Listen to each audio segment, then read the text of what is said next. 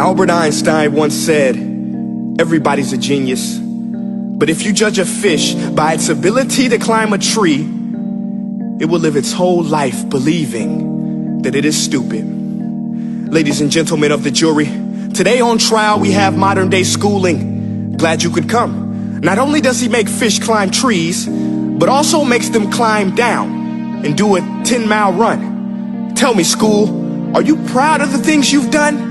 Turning millions of people into robots, do you find that fun? Do you realize how many kids relate to that fish swimming upstream in class, never finding their gifts, thinking they are stupid, believing they are useless? Well, the time has come, no more excuses. I call school to the stand and accuse him of killing creativity, individuality, and being intellectually abusive.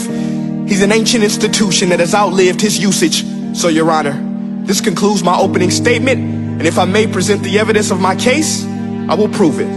Proceed. Exhibit A. Here's a modern day phone. Recognize it? Here's a phone from 150 years ago. Big difference, right? Stay with me. Here's a car from today, and here's a car from 150 years ago. Big difference, right? Well, get this. Here's a classroom of today, and here's a class we used 150 years ago. Now, ain't that a shame? In literally more than a century, nothing has changed. Yet you claim to prepare students for the future? But with evidence like that, I must ask, do you prepare students for the future or the past? I did a background check on you and let the record show that you were made to train people to work in factories, which explains why you put students in straight rows, nice and neat, tell them sit still, raise your hand if you want to speak, give them a short break to eat, and for 8 hours a day tell them what to think.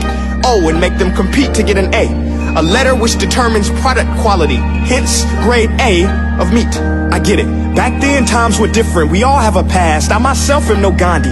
But today, we don't need to make robot zombies. The world has progressed. And now we need people who think creatively, innovatively, critically, independently, with the ability to connect. See, every scientist will tell you that no two brains are the same. And every parent with 2 or more children will confirm that claim.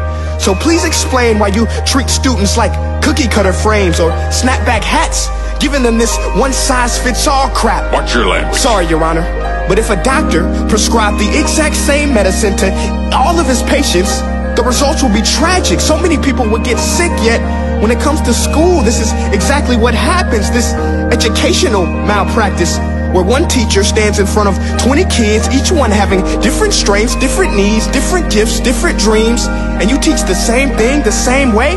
That's horrific.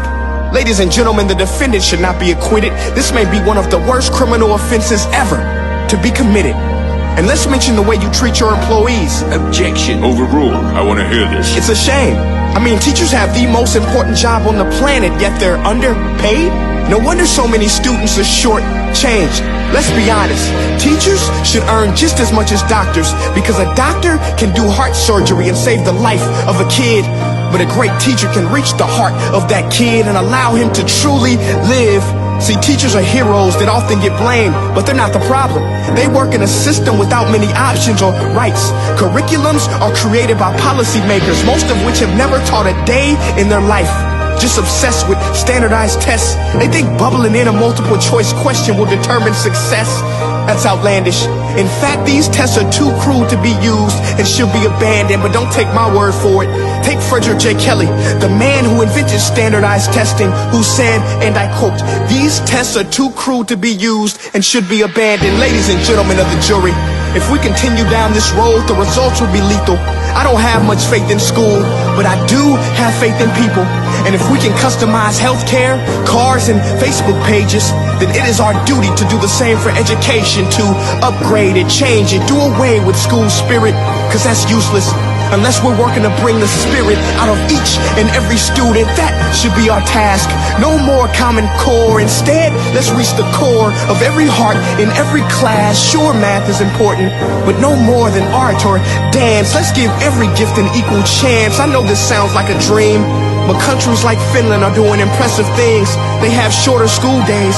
Teachers make a decent wage. Homework is non-existent, and they focus on collaboration instead of competition. But here's the kicker, boys and girls. Their educational system outperforms every other country in the world. Other places like Singapore are succeeding rapidly. Schools like Montessori, programs like Khan Academy, there is no single solution. But let's get moving, because while students may be 20% of our population, they are 100% of our future. So let's attend to their dreams, and there's no telling what we can achieve. This is a world in which I believe, a world where fish are no longer forced to climb trees. I rest my case.